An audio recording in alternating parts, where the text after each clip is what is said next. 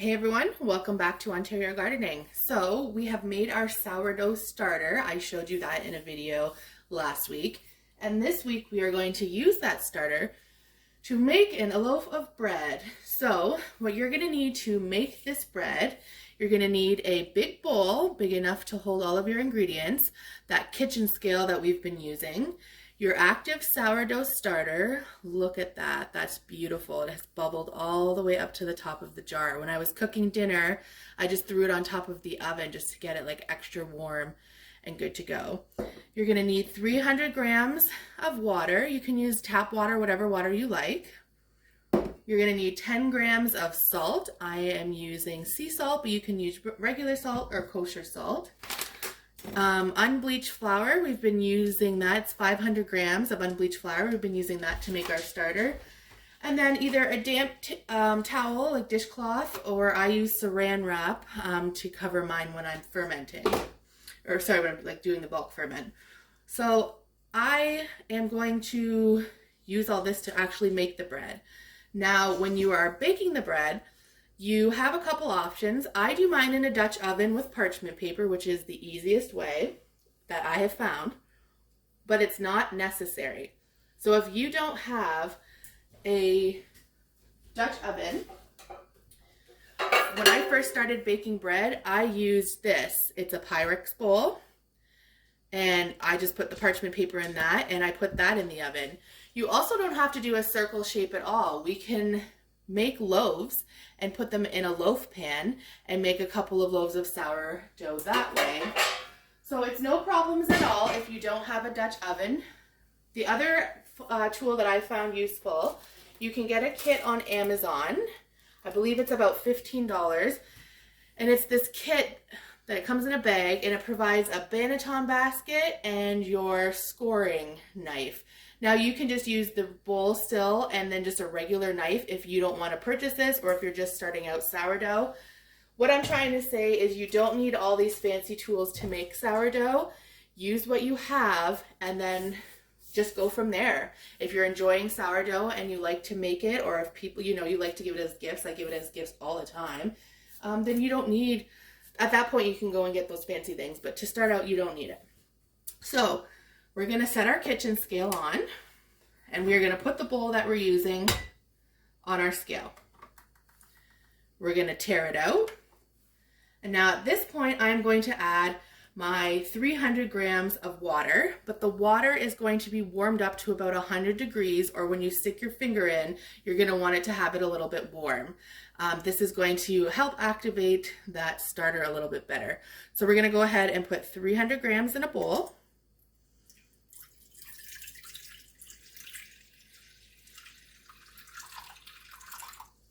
There we go. Now I'm going to tear that back out, and we're going to add 100 grams of our starter. Now I find using a spatula or a bench scraper, if you have one, is the easiest for this, to not only get out the starter, but we're also going to use it to mix the ingredients. So we're going ahead and we're getting 100 grams of that starter in there. Start there and see where we're at.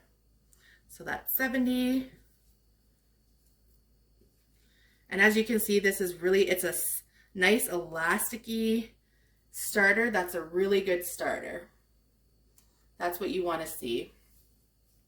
I'm actually just gonna use a spoon to help me along the way here to make it quicker for you guys.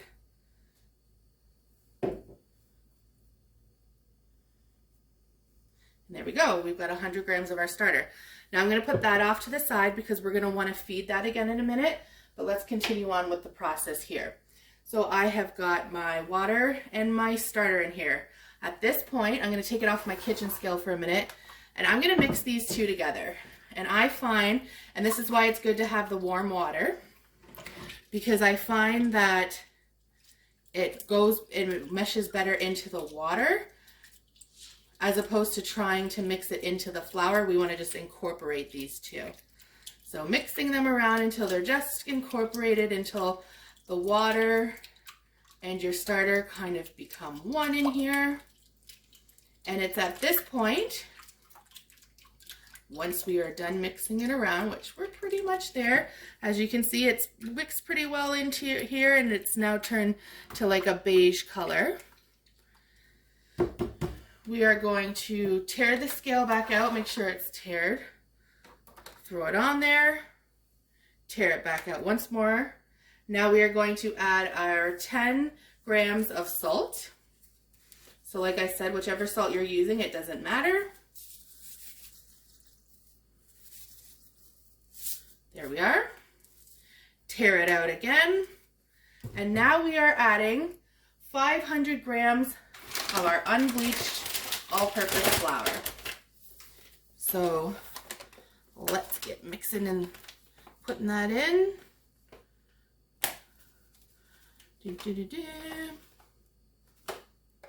Almost there. And there we are. Okay, 500 grams. Now, at this point, we don't need our kitchen scale anymore, so we can take that off of there and just turn it off and get it out of the way. Now we are mixing our dough. This is going to be really sticky, so we're going to start off with our spatula, and we're going to just kind of start folding the starter water into the flour, making sure to really get that flour off the sides and into the dough mixture. And once it kind of gets to this point, we're going to have to start using our hands. And it's going to be messy, fair warning, it's going to be really sticky, but that's okay. So I'm going to switch to my hands. So I highly suggest, if you have wedding bands or anything like that, that we're taking them off before we get to this point. And we're going to start using our hands, and we're going to mix this dough all in together. Mixing it, getting all that flour off of the sides,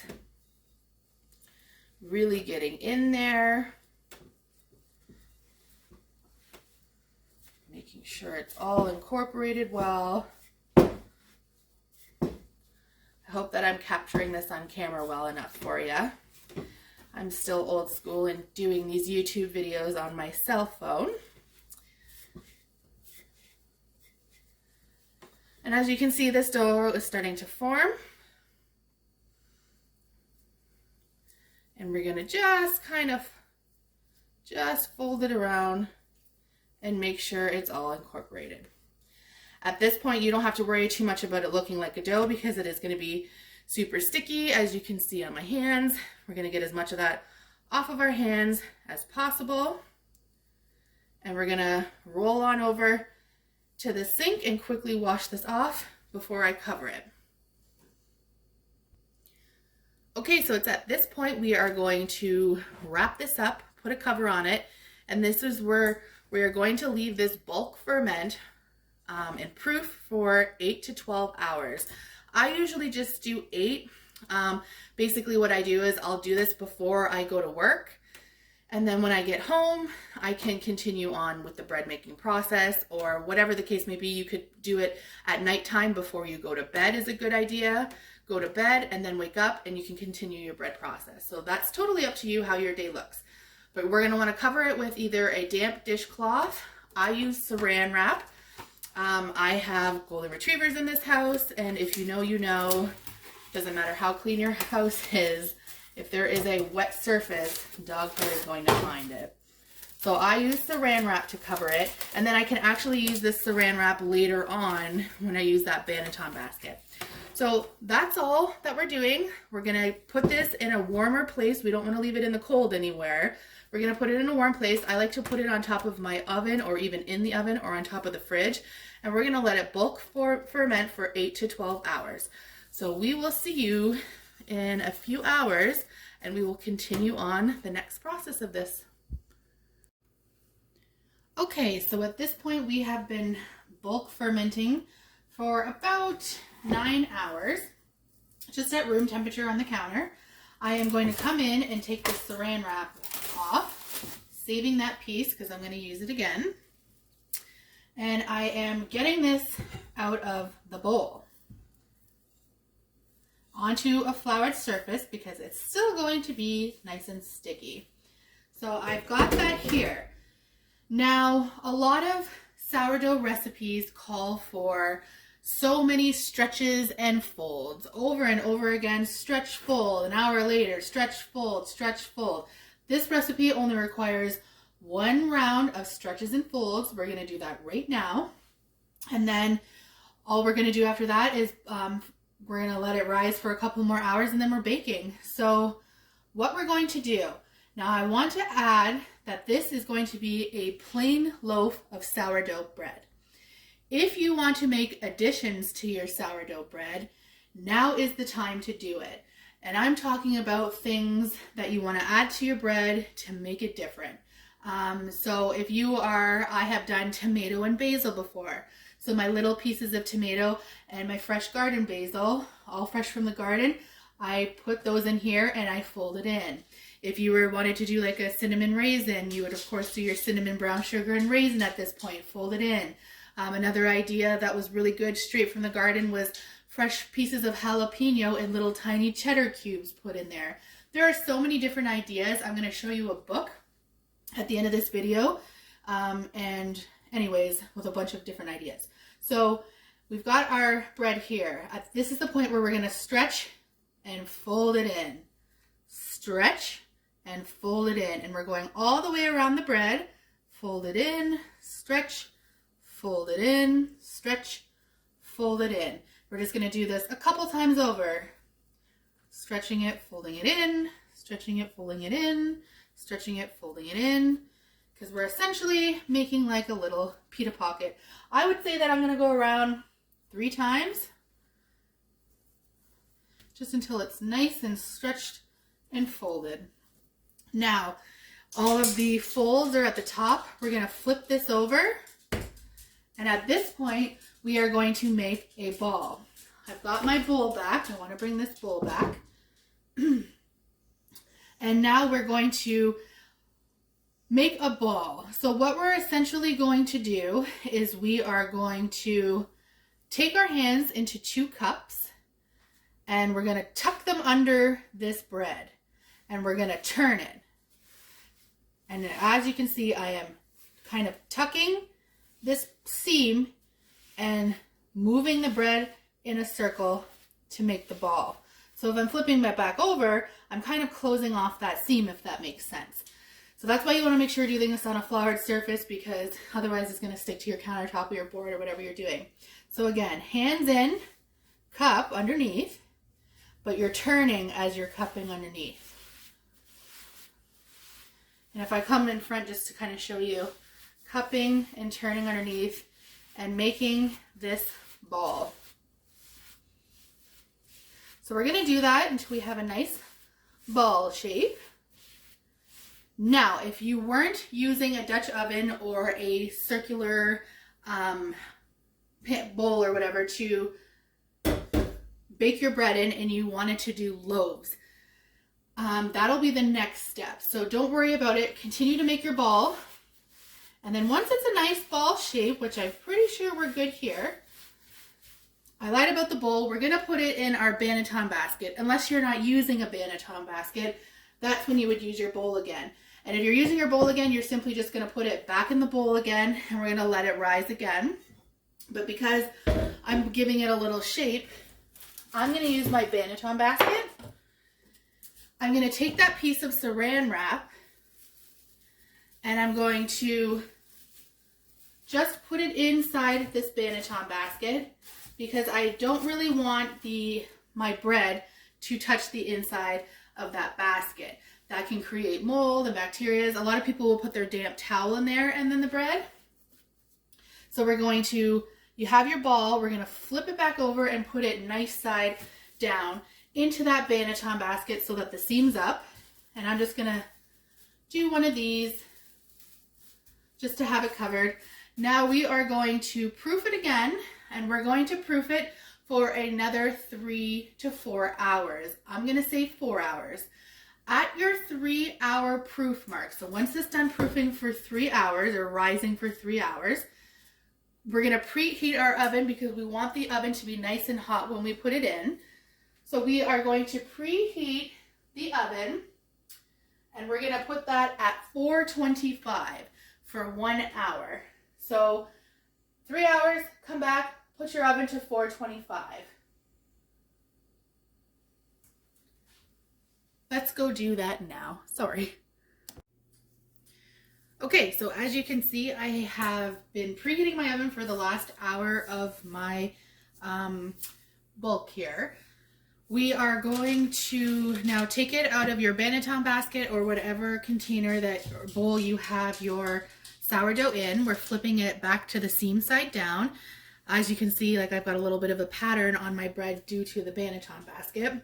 And that kit, just to talk about that again, I will link it down below. It's not expensive. It came with the banneton basket, a scorer to score the top of my bread. It's all in this bag. It's got, actually to put this over top of the banneton basket if you'd like. It has this little stirrer in it, so you can stir your sourdough bread with that. And it also has these cute little, it has a bench scraper in it. So like I said, if you wanted to use a bench scraper when mixing your dough. And it also has these cute little, they're stencils for the top of your sourdough. So if you ever see people on top of their sourdough, they do like, I guess they use like flour or icing sugar and they put like a stencil on top of their bread, or they can use it and you can use your knife and cut out shapes into the top of your bread. It came with this kit. I think it was like about $20 and it came with all of this cool stuff. I mostly just use the banneton basket and the sharp razor.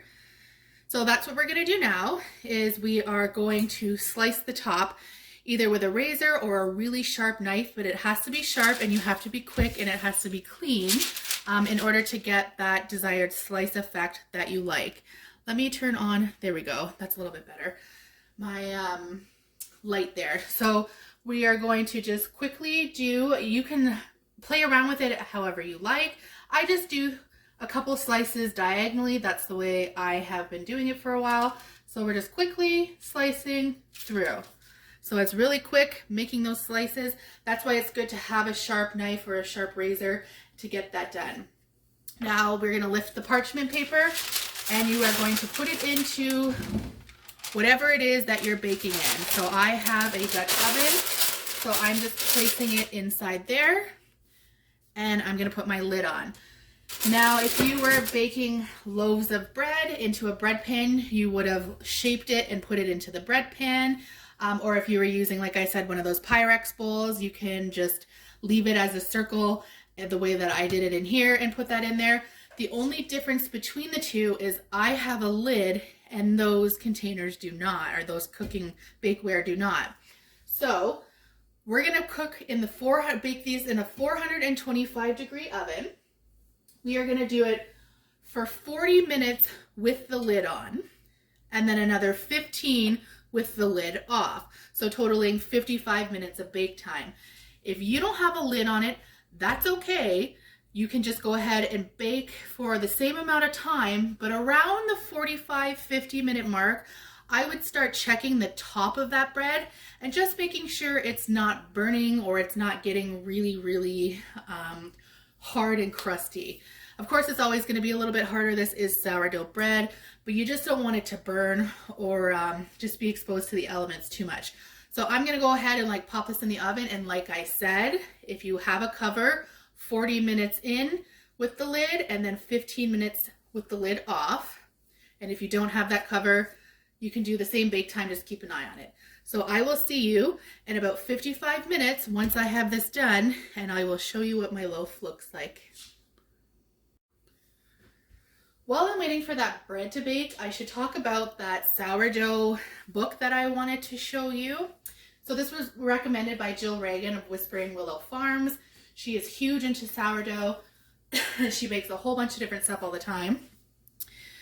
It is called Artesian Sourdough Made Simple. It's by Emily Raffa, and this book is so cool.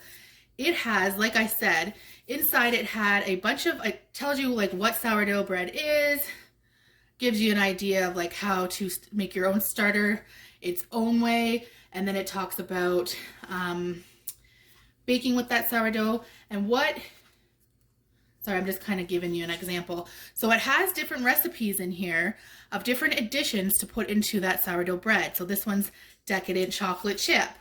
On the next page, we have dill and white cheddar. On the next page, we have olive, thyme, and Parmesan. So this book goes through those type of things. And then as you go on through the book, it's going to show you how to make other recipes. So focaccia, for example. Basket rolls. It's going to show you how to make cool desserts and stuff like that. Like this chocolate caramel nut. And then it even goes as far as talking through, if you go into another section, it's recipes for your leftover sourdough starter. And that includes things like waffles, pancakes, crackers, so many different things. Like we have, I'll just show you for instance, Greek yogurt flatbread. But anyways, this is a great book. Highly, highly recommend. I got this for Christmas and I haven't put it down. I can't wait to try so many of the different things in here. But anyways, I'm going to get back to watching that bread and we'll see you in a minute. And here is my sourdough loaf. So I just used both of these sides to pull the loaf out of my pan. And here is the finished product. Let me just take the paper out from underneath so I can show you. A beautiful loaf of sourdough bread. So gorgeous. So thanks for following along. And if you've been following since I showed you how to do a starter, congratulations, you have made your first loaf. And if you're just here for the recipe, congratulations, you just made a super easy loaf. We'll talk to you soon. Bye.